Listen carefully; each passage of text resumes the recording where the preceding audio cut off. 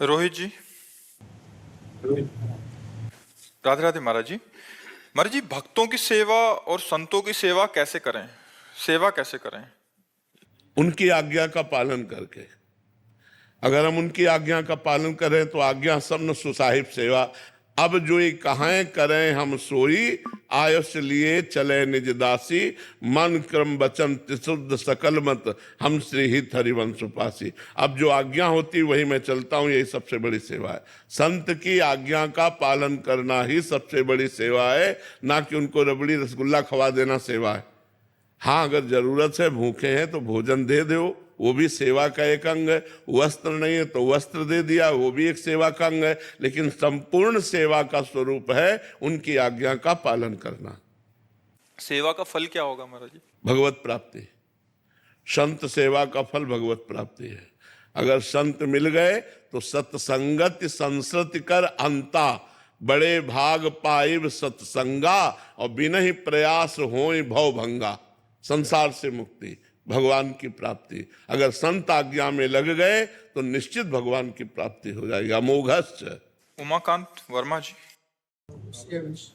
राधे राधे महाराज जी। महाराज जी, मैं आपकी शरण में हूँ। आपकी कृपा से लहसुन प्याज मांस मछली सब छोड़ दिया है। महाराज जी, ये शरीर बिहार के एक सरकारी विद्यालय में एक शिक्षक के रूप में कार्यरत है।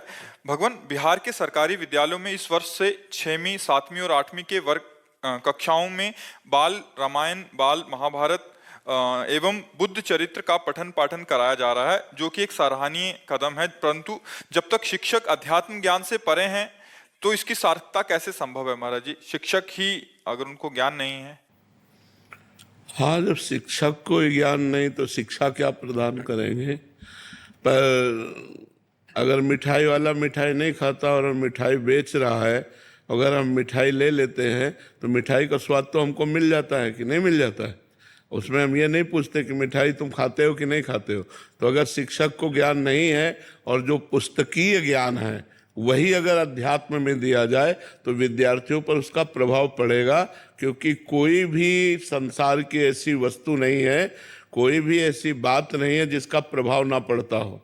जैसे अभी हम कहें नींबू, इमली और खट्टी चीज की व्याख्या करें तो मुंह में पानी आ जाएगा, उसका प्रभाव पड़ जाएगा। अभी हम किसी द्वेषात्मक तो क्रोध आ जाएगा। ऐसे ही यदि हम अध्यात्म की चर्चा करते हैं, हम सुन रहे हैं, तो भले मन लगे ना लगे उसका प्रभाव पड़ेगा और हमारे अंदर अध्यात्म शक्ति जागृत होने लगेगी। धीरे धीरे उसका मनन होने लगेगा, धीरे धीरे हम उस मार्ग पर चलने लगेंगे। तो जरूर जरूर ऐसे अध्यात्म ग्रंथों का पठन श्रवण कराया जाए। यदि कहीं शिक्षक उससे युक्त हो तब तो ज्यादा प्रभाव पड़े, क्योंकि वो अपने अनुभव बता सकता है। लेकिन यदि ना युक्त हो फिर भी शिक्षा दी जाए तो भी शिक्षा का प्रभाव बालकों को अध्यात्म और आधुनिक दोनों उन्नतियों के लिए योग्य बना देगा। जरूर देना चाहिए। भगवान, जब बच्चे भी अब राधा राधा बोलते हैं गुड मॉर्निंग की जगह पे, और असेंबली होती है तो उसमें सब एक स्वर में राधे राधे बोलते हैं, कुछ लोग उसका विरोध करते हैं जी। तो जो आसुरी प्रवृत्ति के लोग हैं वो तो विरोध करेंगे ही, लेकिन हमको उनके विरोध की तरफ नहीं देखना, मंगल की तरफ देखना है, जिससे मंगल हो जाए। विरोध तो लंका में भी भगवान के राम का विरोध होता था, लेकिन उन्हीं का भाई बैठ करके घर में ही महान भक्ति कर ली कि नहीं कर ली? रावण के पास में ही महल में रह करके विभीषण जी ने वो भक्ति की कि भगवान ने कहा तुम सरीखे संत प्रिय मोरे, धरो देह नहीं आन निहोरे। तो विरोध किसका नहीं होता? हम विरोध को देख करके अगर अपनी भक्ति को छोड़ दें तो हमारी भक्ति ही क्या है? विरोध करने वाले हमारे डंडे हैं और भक्ति उसके ऊपर झंडा है। विरोध रूपी डंडे पर भक्ति रूपी झंडा फहराता है, ना कि झुकता है। अगर विरोधी ना हो तो भक्त की पहचान ही ना हो पावे। अगर मीरा जी के देवर विरोध ना करते तो मीरा जी को कौन जानता? हिरण्यकश्यप विरोध न करता तो प्रहलाद जी को कौन जानता? तो ये विरोधी ही ऐसे हैं जो हमारी भक्ति को प्रकाशित करते हैं। हमें उनसे डाउन नहीं होना, हमको डट करके भगवान नाम की जय घोष करनी है। अनीता राधे राधे महाराज। राधे राधे महाराज जी। महाराज जी, लोग कहते हैं कि असफलता ही सफलता की कुंजी है, पर फिर भी असफल होने पर हिम्मत क्यों टूट जाती है? क्योंकि ज्ञान नहीं है, इसीलिए। असफलता और सफलता लोक की दोनों नाशवान है। लौकिक की सफलता क्या अविनाशी है क्या? आपका पद अविनाशी नहीं, आपका रुपया अविनाशी नहीं, आपका मकान अविनाशी नहीं, आपकी कीर्ति अविनाशी नहीं, सब मिट्टी में मिल जाती है। तो यदि हमको ज्ञान हो तो हम सफलता और असफलता में सम रह सकते हैं, दुख और सुख में हम सम रह सकते हैं, संपत्ति और विपत्ति में हम सम रह सकते हैं। जब हम सुख में फूल गए तो दुख में फिर निराश होना पड़ेगा, उदास होना। अगर सुख में हम सम रहे तो दुख हम पर उतना प्रभाव नहीं डाल पाएगा। ऐसे ही असफलता तभी होती है जब हमारे पूर्व पाप होते हैं या हम जो कार्य करते होते हैं उसमें प्रवीणता नहीं होती, तभी असफलता होती है। तो हमें चाहिए एक बार असफल होकर के हम दोबारा असफल ना हो, ऐसी प्रवीणता लानी चाहिए, और वो भगवान के नाम जप से मिलेगी, भगवान के शरण में आने से मिलेगी, भगवान की कृपा से प्राप्त होगी सफलता।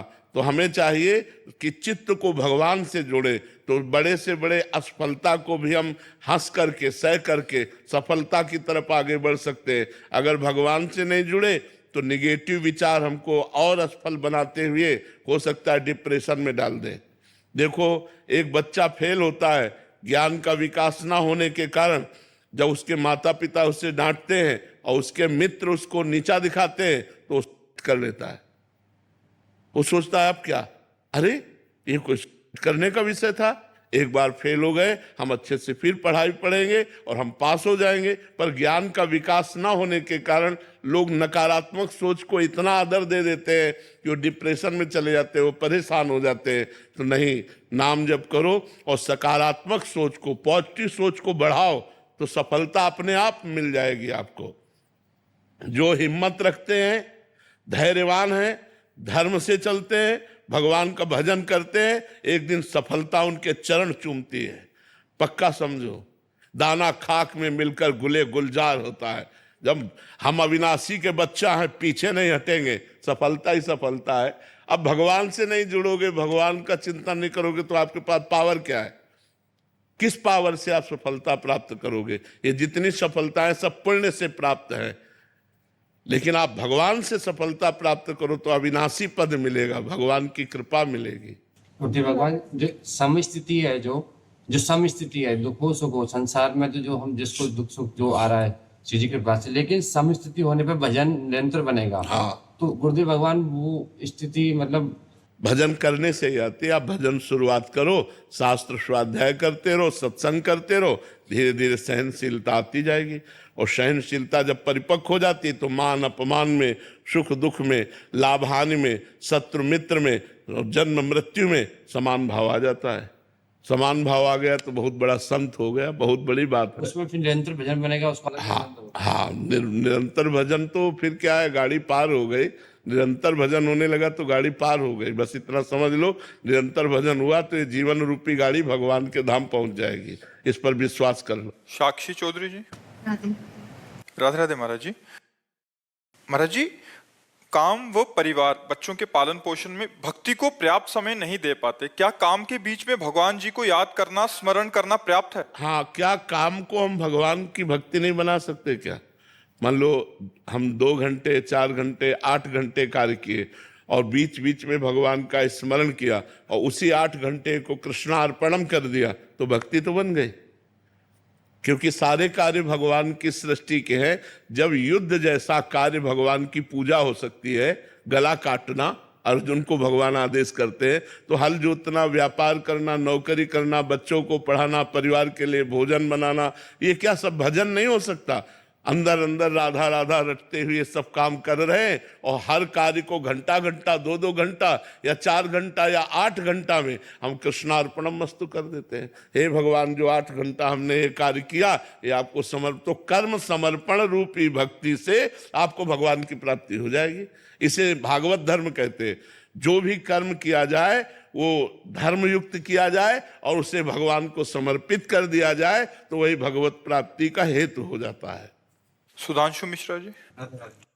राधे राधे महाराज जी। महाराज जी, ग्रस्त में रहते हुए निर्मोह स्थिति कैसे आए?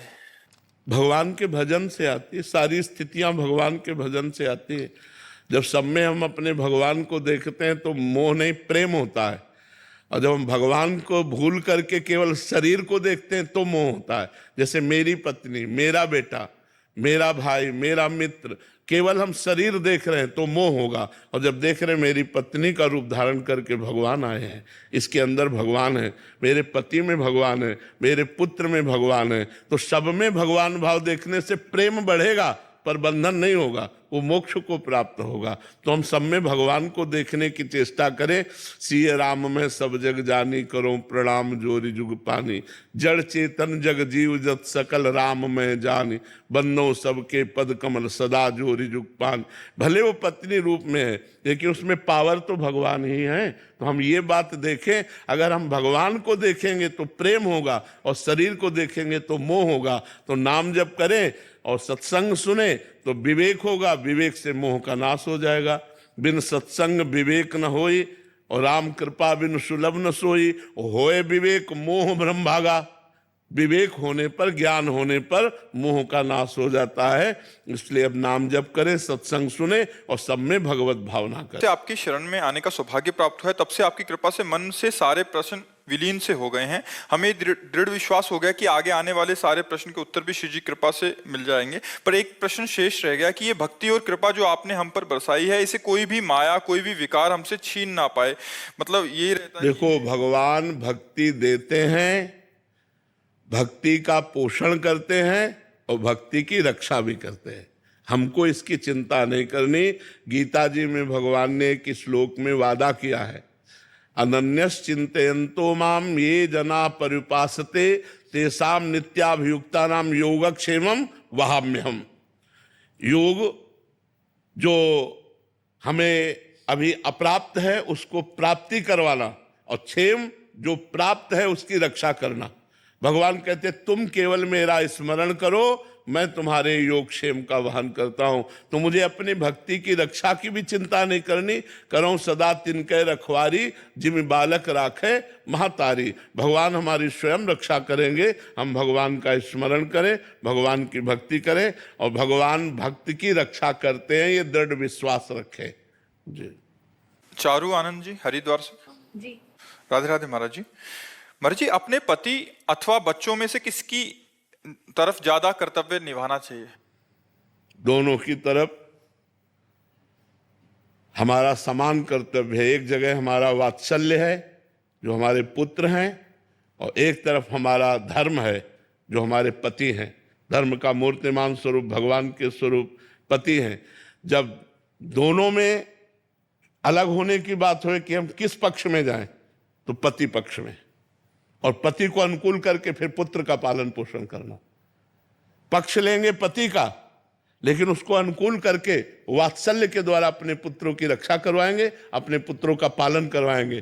पर जब उस समय हमें अलग होने की बात आएगी तो हम पक्ष पति का लेंगे।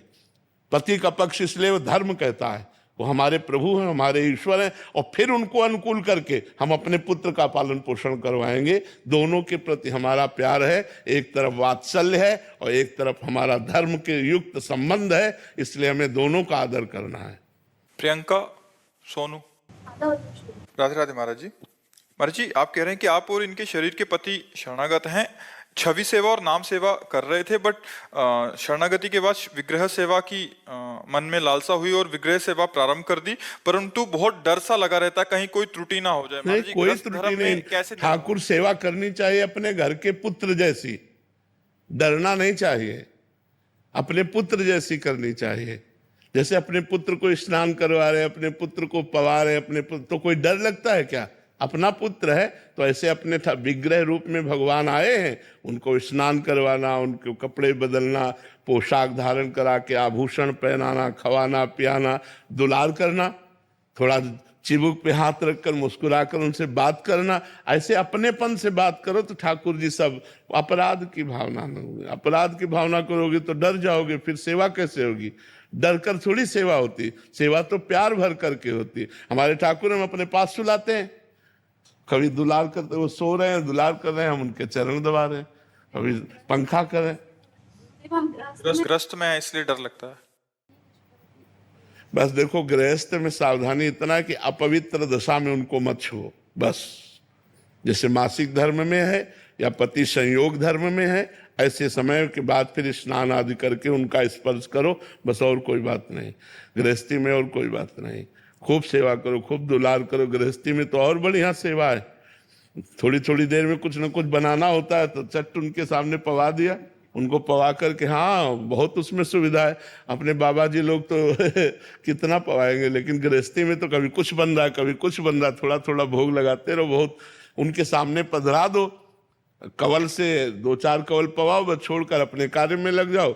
वो पा रहे हैं, फिर अपना उठाकर प्रसादी सबको घर वालों को पवाया। बहुत आनंद रहता है, निश्चित कल्याण हो जाता है। घर में अपने ठाकुर विराजमान है, निश्चित मंगल हो जाता है। डरो मत, ठाकुर जी अपने घर के हैं। आनंद तो बहुत आ रहा है सेवा में, बस आपकी आज्ञा। हाँ नहीं, खूब खूब अपने पुत्र की तरह दुलार करो।